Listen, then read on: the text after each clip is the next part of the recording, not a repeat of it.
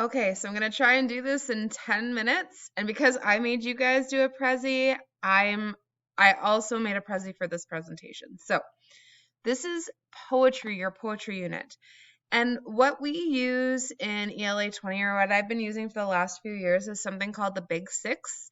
And it's basically these 6 sections. You are going to, when you're looking at poetry, we're going to look at these 6 sections. So for this presentation, this is the 10-minute one, or under, it's got to be. And we are going to be just talking about these 6 things, and then I'm going to go through a poem in another example. So just to start out, hopefully this will get us going here. Title. So the title of a poem is kind of important.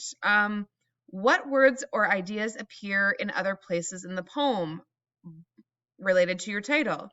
Is it a line in the poem? Does it highlight something?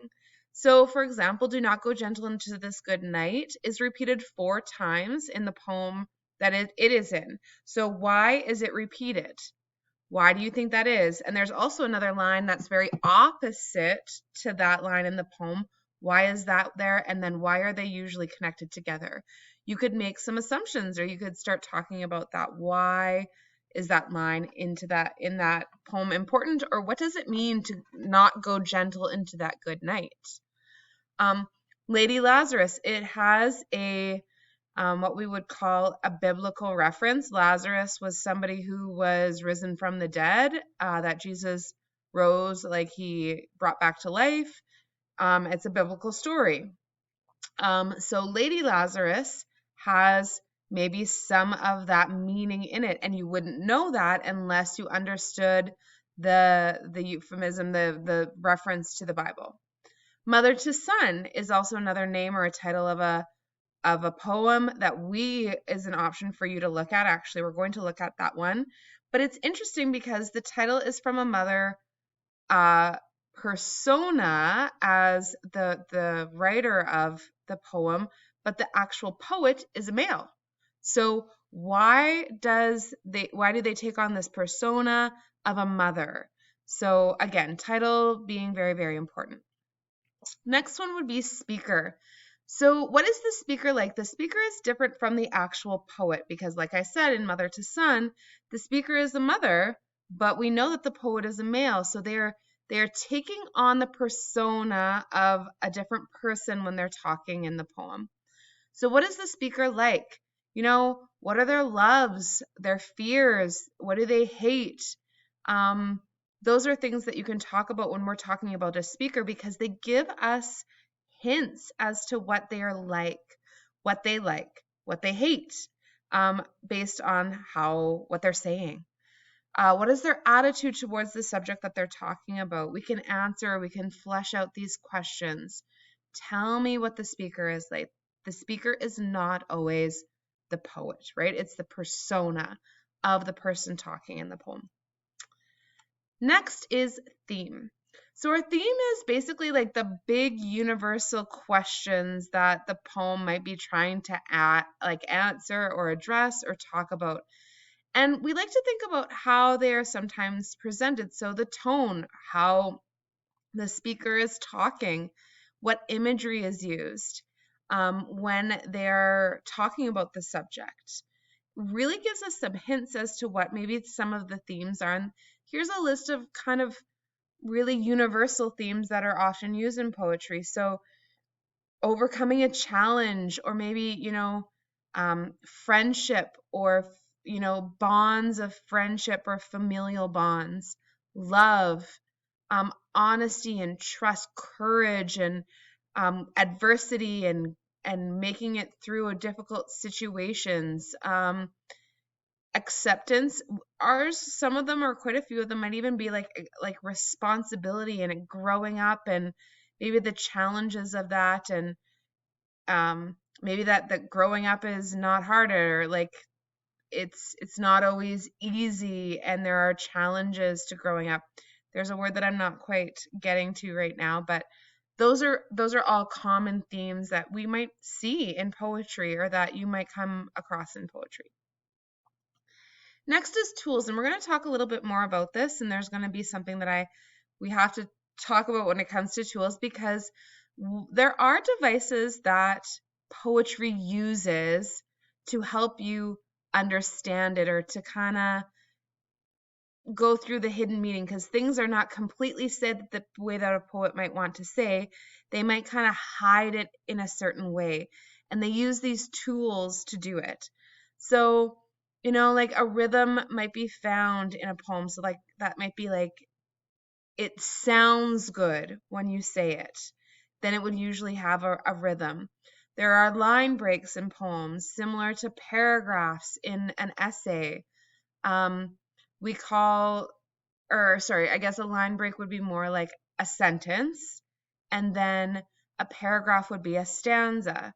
So those are tools that we use in poetry, and I'll talk a little bit more about that too. A metaphor, when you're comparing two things, but you don't use like or as, because that's a simile. Personifications, when you give characteristics of like love to something that could not possibly love, right? There's a lot of different tools that we'll use in poetry, and you're going to do a little activity regarding that. A lot of these tools create imagery, like an image, or they help us understand the meaning behind what the poet is trying to say. So you're going to identify them. You're going to see imagery, and you need to be able to identify the imagery in a poem. You need to be able to identify metaphors. You need to be able to identify symbolism. When something represents some kind of universal truth, right? Like love. There is a symbol maybe for love in certain poems, that so they don't have to say love. So poetry kind of tries to kind of maybe hide and veils the realism a little bit, so that we have to kind of decode and decipher it. And that's the beautiful thing about poetry. It can be different for everybody, right? Or what they get out of it. Turns. Oh, something else I just want to quickly say when it comes to tools is that, you know what? And I know everybody says this, there's really no wrong answer if you can almost justify your reasonings for doing that. The mistakes that many of you make when we're talking about poetry, you're just like, this is the thing, and yeah, that's it. But you don't talk about it. You don't say why. And that's the big thing with any English assignment, including poetry, is why do you believe that? Where do you see that in the poem, and why do you think that? Turns. So there's usually a part of the poem where we will get a turn or a shift.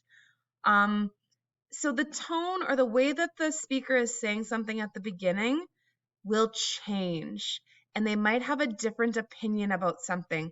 So all along they're going and they're like, I love this, this is so beautiful, and then all of a sudden it turns dark.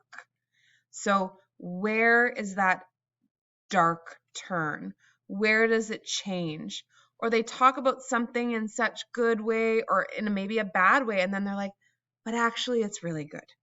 So when does the voice change? When does the feeling change? Or where do you see that happen? Usually it's dramatic, but not always. It could be subtle. So we need to look for cues as to when that turn happens. And last but not least is the paraphrase. So basically it is a line by line. It can be that detailed. What does each of these lines mean? Or we would usually go by stanza. So that's like a paragraph. What is it saying in this stanza about the subject? Using your own words, what do you think basically the poem is about? So what are the big ideas? What images stand out? What's really important in that stanza? What's the story of the poem? What happens if it's a poem that has a story? Or what do you think is going on there? And basically telling me what you think. Last but not least, before my 10 minutes are up, and it's not going to go there, so we're going to have to click on it, is there are basically elements of poetry. This is like the rhyme scheme, alliteration, simile, personification, the structure, stanzas, rhyme meter, and the forms, the different types of poetry. So we're going to talk a little bit more about that.